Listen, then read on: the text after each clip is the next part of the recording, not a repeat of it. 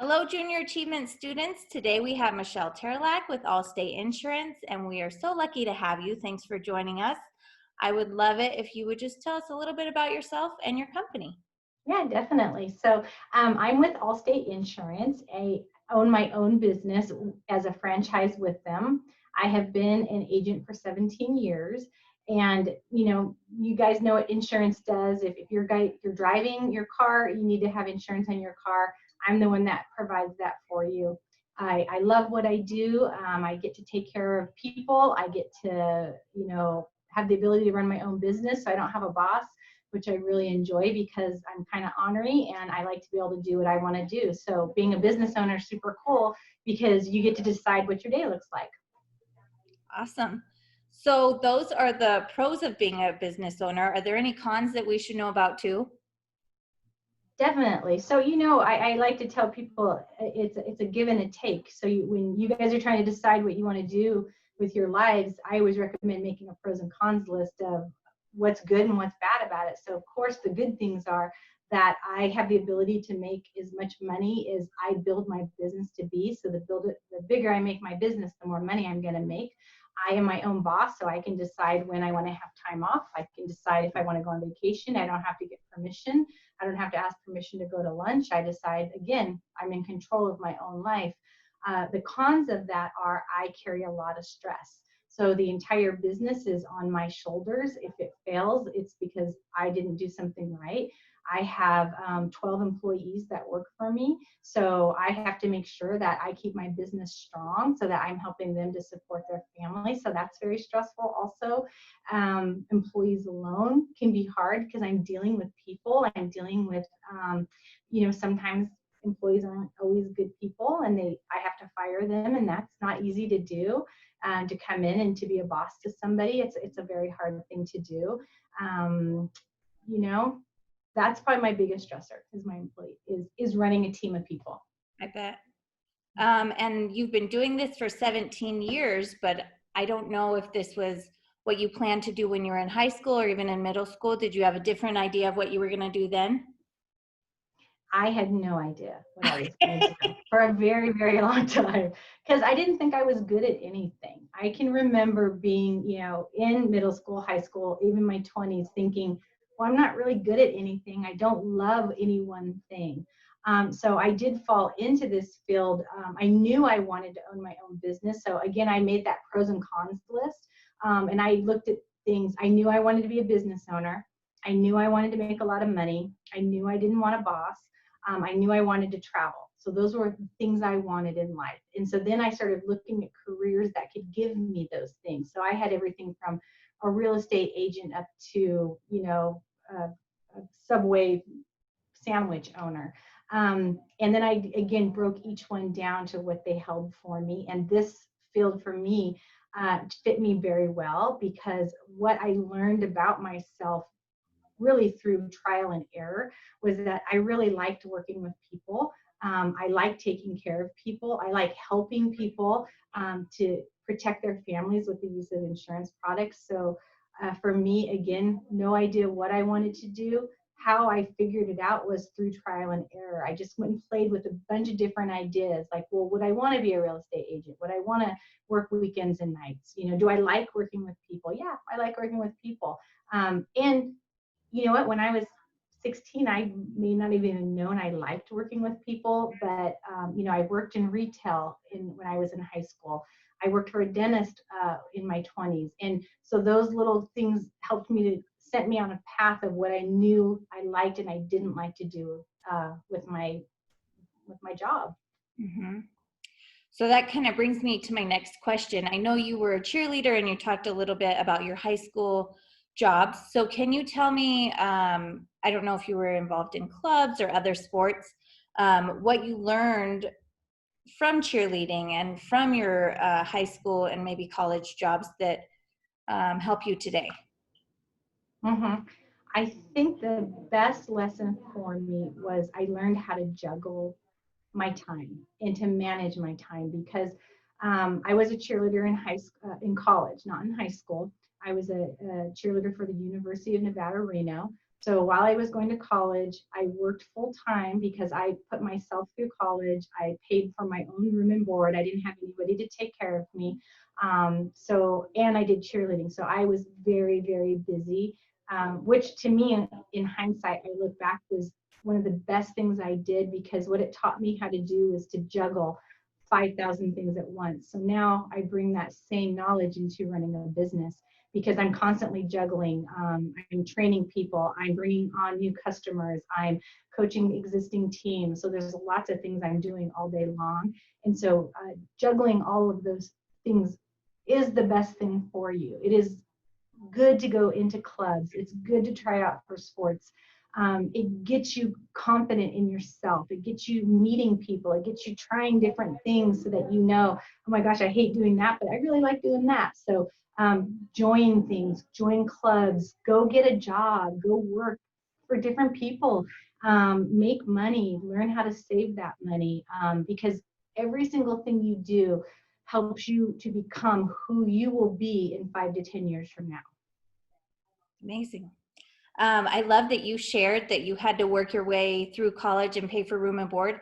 A lot of our students might not know that college is an option because maybe they don't think it's possible financially. So do you have any advice for them on how to work that out? You know, I'll make 2 points on that. Like, to me, you don't have to go to college to be successful. You can come in and get into the insurance field and work your way up to becoming your own agency owner without going to college. I think college is very good. I'm very thankful I went, because what it did is it kind of helped me become more of a person. Like it added to my plate of who I was. So you know, like I took psychology classes, so I learned more about people and how the mind works. I think college is very good because it does broaden who you are, and especially if you do know a direction you want to go into, it really is valuable for you. To me, it's either way you go, if you go to college or you go get a job, the struggles you go through are very similar, because you have to choose to be the best at what you're doing.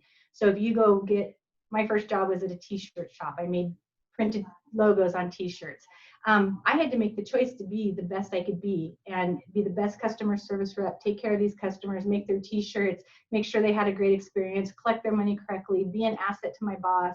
That was a choice I made to better who I was and where I was going. And it's the same thing with college. Like, as you're juggling and you're going to go to school, you have to push your way through school to get good grades, because your grades are a reflection of the effort you put into something. And so if you're not getting good grades, you have to look at yourself in the mirror and go, it's because of the effort I'm putting in, and I'm making a choice to have that grade reflect me. So whether you're in high school, you're going to college, we each choose each day who we're going to be. And so you got to make a choice on who do you want to be today and who do you want to be in the future. Thank you. So now that you are a business owner, can you just tell us, kind of like, give me a rundown of your day from the time you wake up? Because a lot of people, like you said, like when you list your pros and cons, some might say, I don't mind starting work at 5 a.m. and not being able to have breakfast with my family or eating. So just tell us what your day's like. Yeah, so my day, you know, I choose to get up early and exercise before work, because I don't like to do it after work. You know, especially as you get old like me, exercising is important.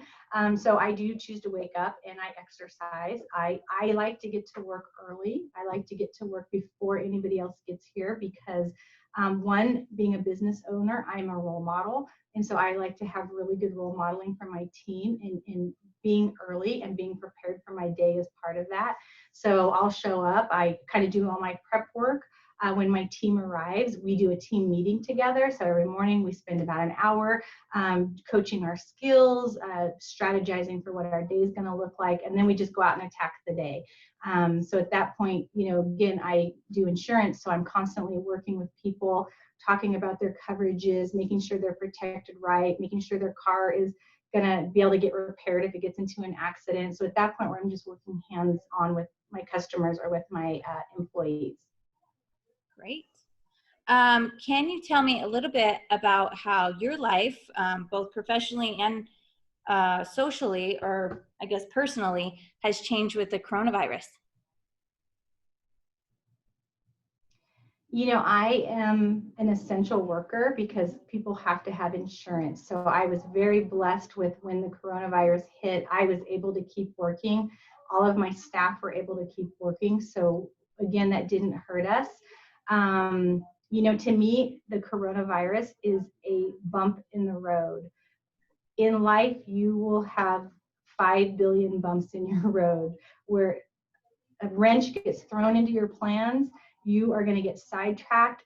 Something is going to try to stop you, and you can't let it. You just keep moving forward and you focus on where you're going and what's important to you. So for coronavirus, it's a bump. It's a big bump that we're all climbing over together, but we will eventually have this bump behind us. And the most important thing is to not let it emotionally bring you down. It can't stop you with, if it's affecting your income, then you go figure out a different way to make money that's not affected by it. If it's affecting you socially, you figure out a different way to be social. So don't ever let a challenge when it comes to you stop you. You fight through it and figure out a different way to get where you're going. That's amazing. That's kind of my last question and the one that was coming up next. Do you have any advice for our students? You know, I mean, hopefully some of the tips I've given you help you. I think one of the best things I ever realized when I was young is if I wanted something in life, okay, so you see somebody and they live, you're driving down the road and they have this nice car or a nice house, and you're like, I want that house. I want to have a house like that. Well, you know what you do is you go figure out, what did that person do to be able to afford that house? What do they do for a living? And you go figure out how they did it, you know? So in my case, again, becoming an insurance agent, why that was on my to-do list is I knew somebody who was in the insurance industry, and that person made a lot of money. He didn't work very much. He traveled all the time. He had tons of time with his family. He didn't have a boss telling him what to do. And I was like, oh, that guy can do it. I could do it too. And so that's my tip to you is if you want something, you go figure out how that person got it, and then you go duplicate what they did. Amazing advice. Mm-hmm. Thanks for being with us today, Michelle. Yes, you're very welcome. Very